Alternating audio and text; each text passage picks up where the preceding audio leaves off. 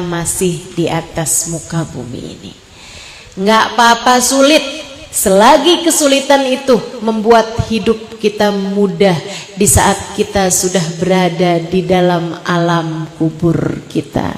Insya Allah. Itu satu.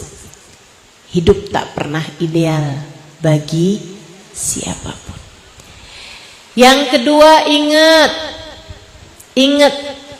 tak ada apapun terjadi kecuali dengan izin Allah. Tak ada apapun terjadi kecuali semuanya dari Allah. Kita punyanya Allah. Semua yang terjadi kepada kita dari Allah subhanahu wa ta'ala.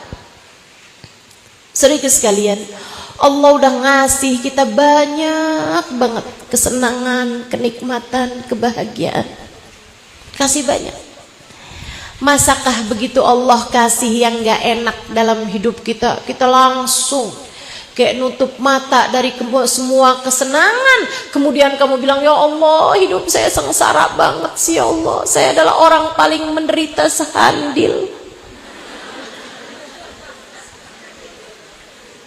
Saya adalah wanita paling merana sekalimantan. Nggak gitu saudariku sekalian, nggak gitu. Semuanya dari Allah Subhanahu wa taala. Semua dari Allah Subhanahu wa taala. Jangan lupa sama begitu banyak kenikmatan yang selama ini Allah Subhanahu wa taala berikan kepadamu. Coba diingat-ingat. Saat kamu lagi sakit perut, kamu masih punya kepala yang baik-baik aja.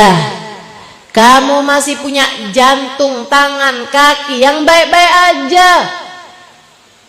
Sisanya yang lain masih bagus-bagus saja kok, cuman perut doang lagi mules. Jangan sampai hanya gara-gara kamu sedang merasakan sakitnya perutmu sampai kamu lupa telah berapa banyak Allah memberikan kesehatan kepadamu. Ya Allah, dosa apa sih saya ya Allah, kok sakit banget perut saya ya Allah, betapa kejam dirimu lah. Kenapa saya ya Allah yang diuji seperti ini? Jangan pernah nanya gitu sama Allah. Ntar Allah bilang kenapa enggak? Sebab kita semua hambanya Allah. Jadilah orang-orang sabar yang Allah Subhanahu wa taala bilang, alladzina idza asabathum musibah qalu inna lillahi wa inna ilaihi raji'un. Jadilah orang sabar, mereka yang apabila tertimpa musibah mereka berkata, kita punyanya Allah, kami punyanya Allah, saya punyanya Allah, dan kita semuanya akan kembali kepada Allah. Kamu punya Allah, yang datang dalam hidupmu semuanya dari Allah Subhanahu wa ta'ala. Jangan jadi orang yang lupa sama kenikmatan yang Allah berikan padamu hanya karena sedikit hal buruk yang kamu rasakan dalam hidupmu. Jangan. Kalau kamu punya anak, dia minta apa kamu kasih, dia kepengen apa kamu bikinin, kamu selalu aja. Satu hari dia minta sesuatu dari ribuan permintaan dia yang kamu iyain. Satu hari dia minta permen di saat kamu tahu dia lagi sakit gigi. Kamu pun gak kasih permen itu karena kamu sayang sama dia. Tahu-tahu anak kamu bilang begini, mama jahat. Kenapa mama nggak kasih? Kamu adalah mama paling jelek sedunia. Bu, kamu apa ini anak? Kemarinan mama kasih semuanya. Ini juga mama gak kasih karena mama tahu kamu sakit gigi. Ya kalau kamu mau, makan dah permennya. Biarin kalau sakit, rasain. Kan begitu. Allah tuh juga begitu. Allah juga begitu. Ada banyak kenikmatan-kenikmatan Allah berikan padamu. Jangan sampai ketika kamu diuji dengan sedikit ujian, kamu bilang, ya Allah, mengapa engkau kejam kepadaku? Mengapa begitu berat ujian dalam hidupku? Mengapa aku begitu menderita dalam hidup? Allah bahkan ketika memberi ujian kepadamu adalah karena Allah tahu itu yang terbaik bagimu. Sama kayak anak kecil gak tahu bahayanya permen bagi giginya. Kita juga begitu, sama Allah tuh dikasih sakit, dikasih sulit. Semuanya adalah biar kita ngerti. Biar kita gak jadi orang yang arogan. Biar kita gak jadi orang yang sombong. Teman-teman saudara sekalian, tahun 2024 saya sama Allah dikasih sakit. Agak cukup berat. Meskipun saya alhamdulillah memutuskan untuk tetap mengajar, memberikan kajian di mana-mana dengan segala kesakitan yang saya alami pada waktu tersebut. Tapi rasa sakit itu setiap kali saya lagi merasakannya, saya merasa begitu dekat dengan Allah Subhanahu wa taala, sebab saya tahu nggak ada yang lebih mampu melakukan apapun daripada Allah. Sakitnya dari Allah, yang bisa nyembuhin Allah. Saya sebelahan bersama dengan suami saya. Kalau tidur misalnya gitu, suami saya tidur dengan nyenyaknya, sementara saya di sampingnya bahkan tak mampu menggerakkan badan saya untuk miring kanan ataupun miring kiri. Kesakitan yang luar biasa. Saat itu saya mengerti makna dari firman Allah Subhanahu wa taala, wa nahnu aqrabu ilaihi min hablil warid. Aku Allah lebih dekat dengan hambaku daripada dia dengan detak nadinya sendiri. Suami saya dekat sama saya, sebelah saya, tapi dia tidak tahu apa yang saya rasakan. Tapi dia tidak mengerti apa yang sedang terjadi. Dan pada akhirnya dia tidak dapat berbuat apapun pada saya, meskipun jarak dia dengan saya hanya tak sampai 5 cm saja. Betapa yang paling dekat dengan kita hanyalah Allah. Betapa yang paling dekat dengan kita adalah Allah.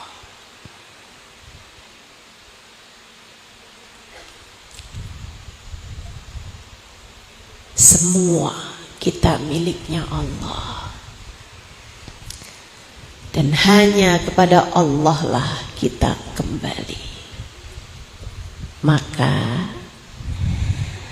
saat sedihmu gak usah terlampau banyak curhat sama orang.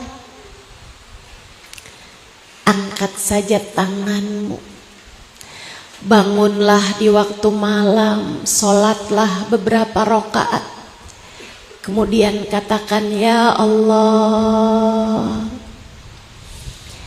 saya takut, tapi bersama dengan saya ada Engkau ya Allah yang maha menenangkan. Ya Allah, bahagiakanlah aku ya Allah dengan rahmat-Mu. Ya Allah, saya sakit, tapi tidak mengapa ya Allah, sebab bukankah sakit ini dari-Mu. Ya Allah, saya tidak takut, sebab Engkaulah yang dapat menyembuhkanku.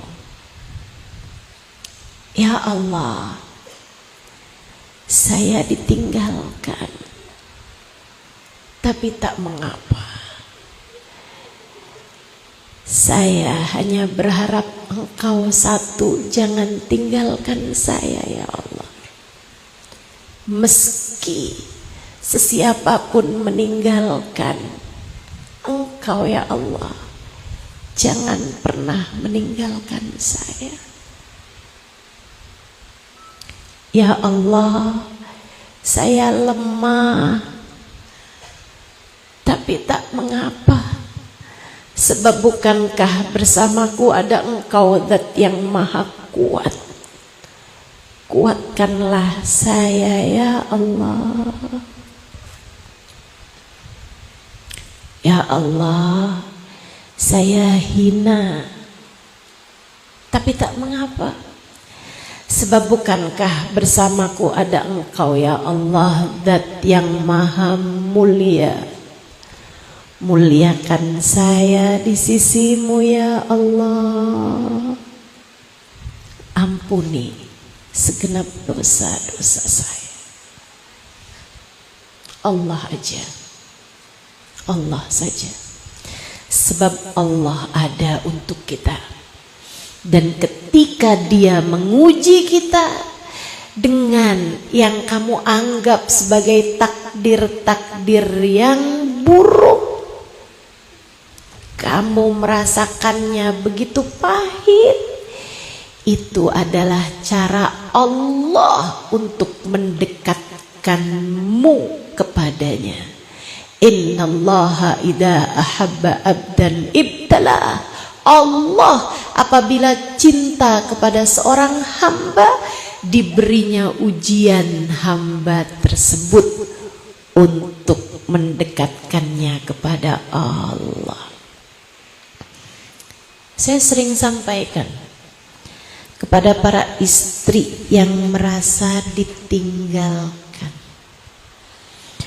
oleh suami yang dulunya pernah bilang, aku tak sanggup hidup tanpamu.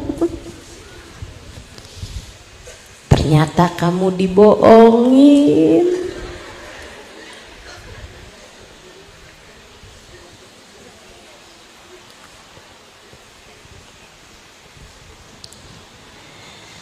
Dibohongin percaya, syukurin.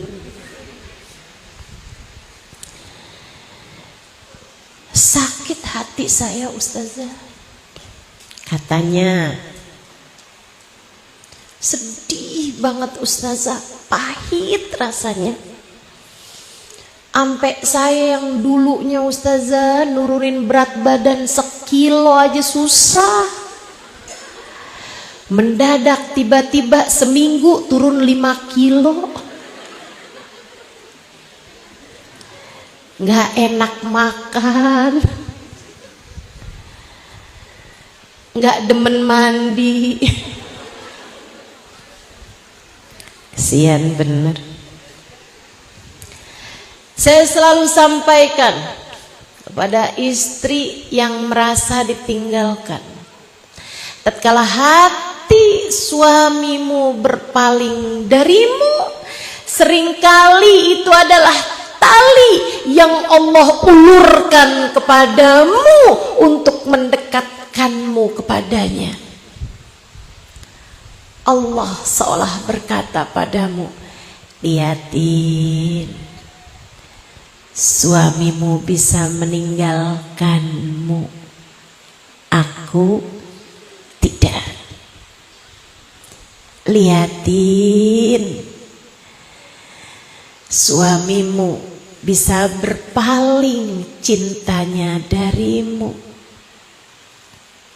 Aku apabila telah mencintai hambaku, aku tak akan berpaling darinya. Kamu mau terus-terusan kejar cinta manusia, cinta tersebut hanya akan membawamu kepada rasa kecewa. Sebab yang semestinya dicinta bukan dia, melainkan Allah. Melainkan Allah. Yuk, ingat, apapun terjadi tak dapat terjadi kecuali dengan izin. Semua yang terjadi adalah dari Allah subhanahu wa ta'ala, jalla jalaluhu wa ta'ala. Jadi poinnya pertama, hidup tak pernah ideal buat siapapun. Dua, apapun yang terjadi semuanya datangnya dari Allah subhanahu wa ta'ala. Dan yang ketiga, yang dari Allah untukmu adalah yang terbaik bagimu. Allah tahu, kamu tidak pernah tahu. Allah tahu. Allah tahu yang terbaik buat kamu, tapi kamu nggak tahu. Makanya dikasih apa aja yang tunduk hatinya, yang tunduk hatinya. Kamu nggak ngerti, teman-teman, kita tuh nggak ngerti, kita nggak ngerti. Makanya karena kita nggak ngerti, jangan sok tahu, jangan sok ngerti. Karena kamu nggak paham, jangan salah paham. Karena kamu nggak tahu, jangan sok tahu. Jadi hamba jangan sok tahu. Kata Allah, asa an tuhibbu syai'an fahuwa syarrul lakum. Berapa banyak kalian senang sama sesuatu, pengen sama sesuatu, padahal sesuatu tersebut buruk buat kamu.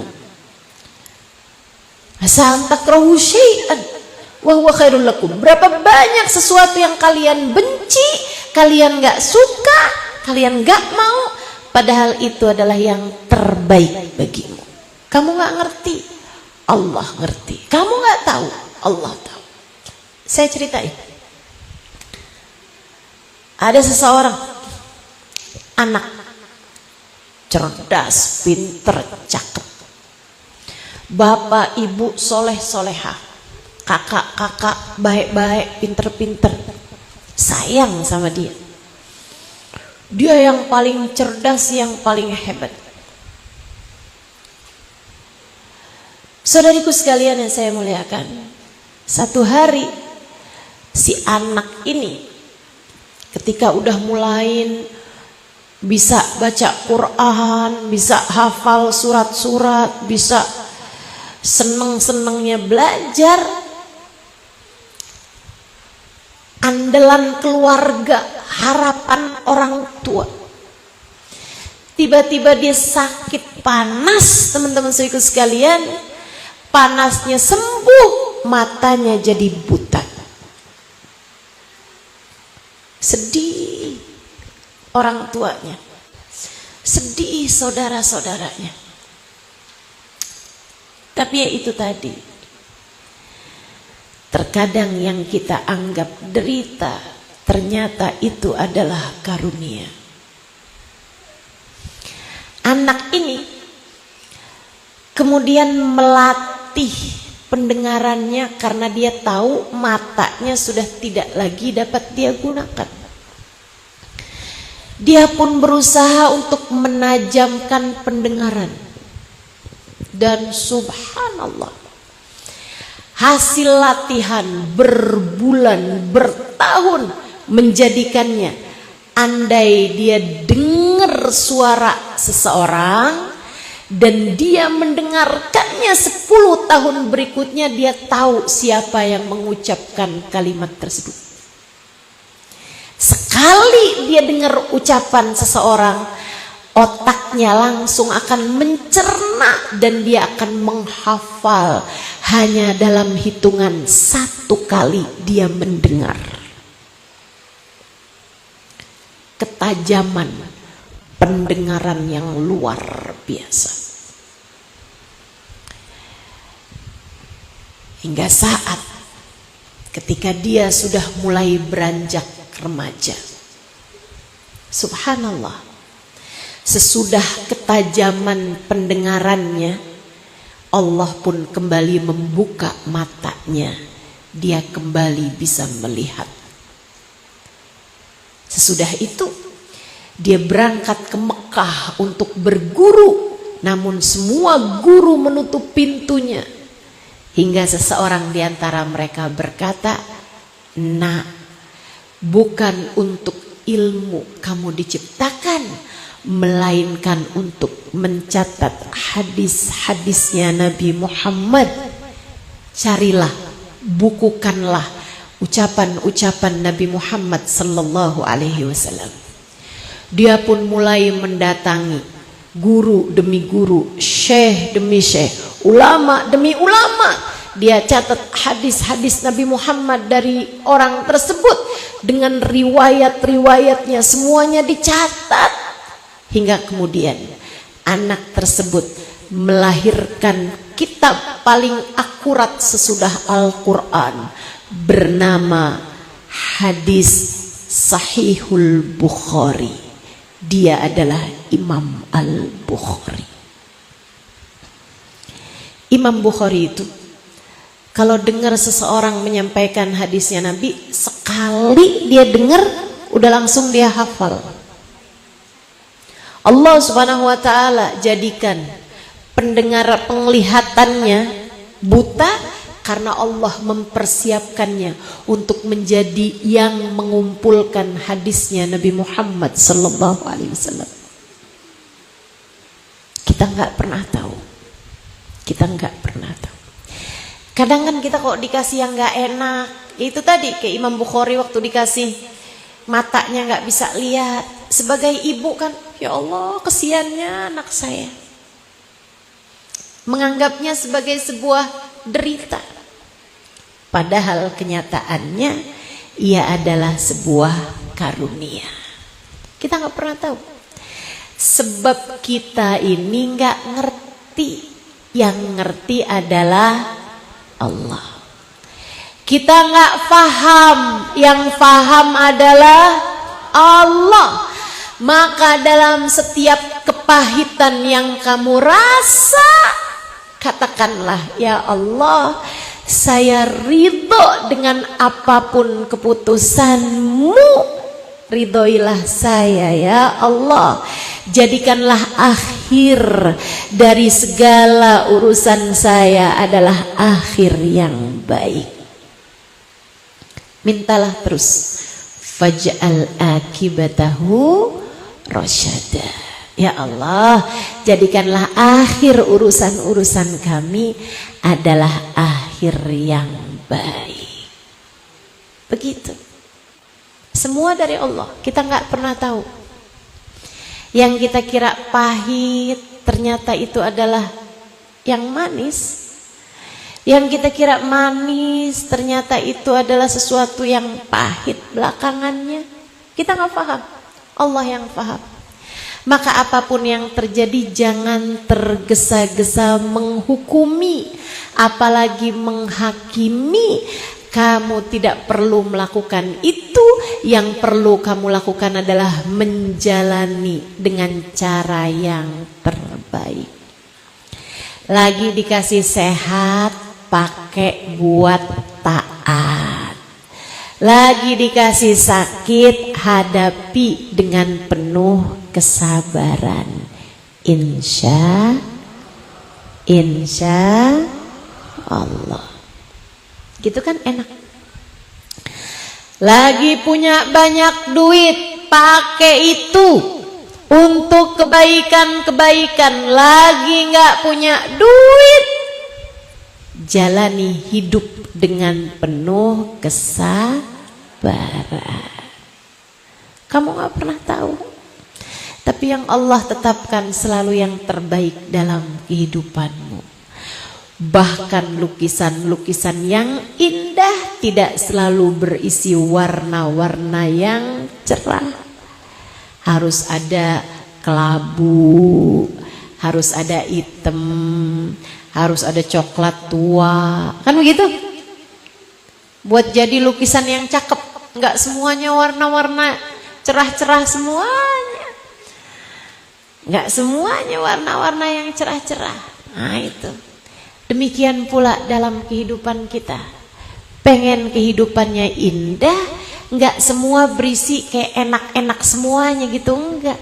Teman-teman saudaraku sekalian, kehidupan orang-orang besar, kehidupan orang-orang mulia justru ditempa Allah SWT dengan berbagai macam kesulitan demi kesulitan. Maka kamu yang dikasih kesulitan, yang sabar. Yakinlah bahwa apa yang Allah berikan dalam kehidupanmu adalah yang terbaik. Faham? Faham? Siap sabar? Insya Allah. 1, hidup tak pernah ideal buat siapapun. 2, yang enak, yang gak enak, yang manis, yang pahit, semuanya datangnya dari Allah. Kita, suami kita, anak-anak kita, orang tua kita, sahabat kita, saudara kita, semuanya adalah milik Allah. Kita sebagai hamba bisa apa? Kalau Allah Subhanahu wa ta'ala hendak menarik kembali apa yang telah Allah berikan kepada kita. Saya tahu ditinggalin orang tua sedih. Bapak kita meninggal, ibu kita meninggal, sedih. Ditinggal saudara, sedih. Ditinggal sahabat, meninggal dunia, sedih. Ditinggal anak, sedih. Sedih. Pasti. Ditinggal sahabat, sedih. Ditinggal guru, sedih. Tahu saya, tahu. Tapi ingat, semua punyanya Allah. Kita hanyalah hamba. Mau kita terima, mau kita nggak terima, apapun yang ditakdirkan Allah terjadi, pastilah akan terjadi. Demikian cara Allah mengingatkan kepada kita bahwa kita hanyalah hambanya. Kita bukan pemiliknya. Anak lagi disayang-sayang, tahu-tahu meninggal dunia. Emang bukan punyamu, Bu. Ia diambil kembali oleh pemiliknya. Saya tahu kamu sedih, tapi kamu juga bisa apa? Kesedihanmu tak akan dapat mengembalikan dia. Yang sudah waktunya kembali, pasti akan kembali mau tak mau. Sebab semuanya punyanya Allah. Yang ketiga, ingat, apapun yang terjadi adalah yang terbaik yang Allah berikan kepadamu untuk mengingatkanmu bahwa dunia bukanlah tempat balasan. Kamu hanya perlu bersabar. Yang terakhir, teman-teman saudariku sekalian yang saya muliakan, ingat, ada balasan kesabaran yang indah di akhir perjalanan. Kalau kamu jalaninnya dengan penuh kesabaran, kalau kamu menjalani setiap takdir dengan hati yang damai, kalau kamu menerima takdirnya Allah Subhanahu wa taala atas dirimu, liatin deh. Nanti perjalananmu tuh jauh lebih mudah. Perjalananmu jauh lebih ringan. Sebab beban-beban